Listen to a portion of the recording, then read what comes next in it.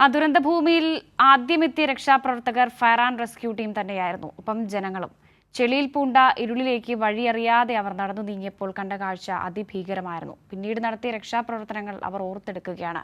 അവിടെ അവശേഷിച്ച ആൽമരത്തിൽ വടം കെട്ടി ലാഡർ ഉപയോഗിച്ച് ആദ്യത്തെ പാലം തീർത്തത് അവരായിരുന്നു. മണിക്കൂറുകളോളം ദുരന്തബാധിതരെ രക്ഷിച്ചത് അവരുടെ മനക്കരുത്തുകൊണ്ടായിരുന്നു. അന്ന് പുലർച്ചെ അവിടേക്ക് സ്വന്തം പ്രാണൻ പോലും പരിഗണിക്കാതെ ഓടിയെത്തിയ ഫയർ ആൻഡ് റെസ്ക്യൂ ടീം നമ്മുടെ കൂടെയുണ്ട്. നമുക്ക് അവരോട് അന്നത്തെ ഒരു അനുഭവം പങ്കുവയ്ക്കാം. അവരില്ലായിരുന്നെങ്കിൽ ഒരുപക്ഷെ അന്ന് വടം കെട്ടിക്കൊണ്ട് അവിടെ നിന്നും ആളുകളെ ഇക്കരയ്ക്ക് എത്തിക്കാൻ പോലും ഏറെ പ്രയാസമാകുമായിരുന്നു.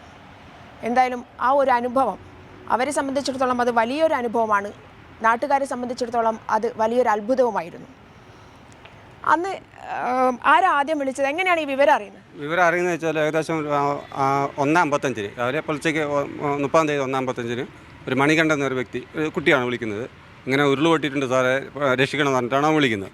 അപ്പോൾ ഞങ്ങൾ അന്നേരം തന്നെ ഉടൻ തന്നെ എല്ലാവരും സജ്ജരായി പോവുകയും ചെയ്തു. പോകുന്ന വഴിക്ക് നമ്മൾ എവിടെയായിരുന്നു മരം വീണ്? പോളിടെക്നിക്കിൻ്റെ അവിടെ സമയം മരം വീണ് റോഡ് ബ്ലോക്കായി. ഏകദേശം അരമണിക്കൂർ സമയം നമ്മളവിടെ എടുത്തു ബ്ലോക്ക് നിൽക്കാൻ വേണ്ടി. അതെടുത്തപ്പോൾ അവിടെയുള്ള നാട്ടുകാർ പറയുന്നുണ്ട്, സാറന്മാരെ നിങ്ങൾ വേഗം വിട്ടോ, ബാക്കി ഞങ്ങൾ നോക്കിക്കോളാം എന്ന് പറഞ്ഞിട്ട് ഞങ്ങൾ വേഗം പോവുകയും ചെയ്തത്.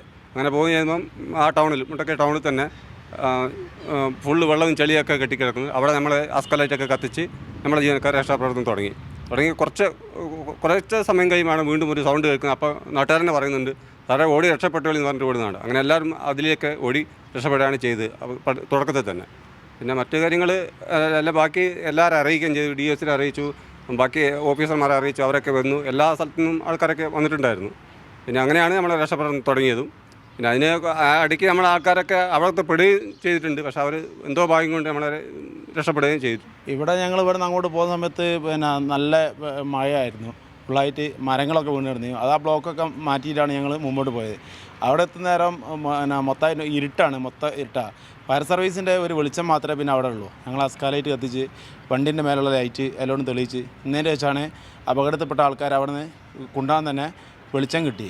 പിന്നെ ജനങ്ങൾ ഞങ്ങളോട് പറയുന്നുണ്ട്, അങ്ങോട്ട് പോകണ്ട, അങ്ങോട്ട് പോയാൽ നിങ്ങൾ അടുത്ത ഇതിൽ പെടൂ, അതിനെക്കൊണ്ട് പോകണ്ടെന്ന് പറയുന്നുണ്ട്.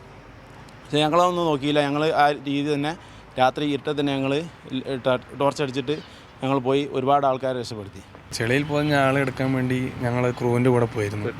നമ്മുടെ ജീവിതത്തിൽ ഏറ്റവും മറക്കാനാവാത്തൊരു ദിവസം തന്നെ പറയാം. ഒരാൾ തലേദിവസം 1:50 ഉരുള് പൊട്ടിയ ആ സമയം മുതൽ പുലർച്ചെ ഒരു 10 മണിയോളം ചെളിയിലാണ്ട് കിടക്കിയിരുന്നു. അന്ന് ബത്തേരി സ്റ്റേഷനിലെ നിതീഷ് സാറിൻ്റെ നേതൃത്വത്തിൽ നിബിൽദാസ് അങ്ങനെ കുറച്ച് പേരെ ക്രൂവിൻ്റെ കൂടെ ഞാൻ പോയിരുന്നു. അത് ഒരിക്കലും മറക്കാൻ പറ്റാത്തൊരു അനുഭവമാണ്. കാരണം ആരും അങ്ങോട്ട് കിടക്കാൻ പേടിയായിരുന്നു. ചെളിയിൽ കാല് വളരെ നമ്മൾ അരപ്പൊക്കത്തോളം താഴ്ന്നു പോകുന്ന രീതിയിലായിരുന്നു. ലാഡർ ഇട്ടും റോപ്പിൻ്റെ സഹായത്തിലും ഒരുപാട് പേര് അങ്ങോട്ട് പോകണ്ടെന്ന് പറഞ്ഞിട്ടും നമുക്ക് അയാളെ രക്ഷപ്പെടുത്താൻ സാധിച്ചു. അതിനുശേഷം ഉരുൾപൊട്ടലൊക്കെ കഴിഞ്ഞ് അയാൾ ഹോസ്പിറ്റലിൽ അഡ്മിറ്റായി ഡിസ്ചാർജ് ചെയ്തതിനു ശേഷം ബത്തേരി സ്റ്റേഷനിൽ രക്ഷപ്പെടുത്തിയ ആൾക്കാരെ കാണാൻ വന്നിരുന്നു എന്ന് പറഞ്ഞു കേട്ടു.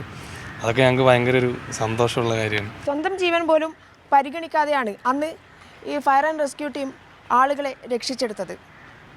വീണ്ടും ആളുകൾ, ഈ ജീവൻ രക്ഷപ്പെട്ട ആളുകൾ വന്ന് ഇവരെ കാണാനായി വരുന്ന ഒരു സമയം, ആ സമയത്താണ് ഇവർക്ക് ആ ഒരു അഭിമാനബോധം പോലും ഉണ്ടാകുന്നത് എന്നുള്ളതാണ്. അന്ന് സ്വന്തം പ്രാണൻ പോലും ഉപേക്ഷിച്ചുകൊണ്ട് എന്ന് വേണം പറയാൻ. ആ ഒരു മലവെള്ളപ്പാച്ചിലിനിടയിലൂടെ കോണി വെച്ചുകൊണ്ടും ഒക്കെയാണ് ഇവർ അപ്പുറത്തേക്ക് കടന്നിട്ടുള്ളത്. അന്ന് മറ്റുള്ളവരുടെ ജീവൻ രക്ഷിക്കുക എന്നുള്ളത് മാത്രമായിരുന്നു മുന്നിലുണ്ടായിരുന്നത്. ഫയർ ആൻഡ് റെസ്ക്യൂ ടീമിനും KP അനീഷിനുമൊപ്പം PV ജോഷില.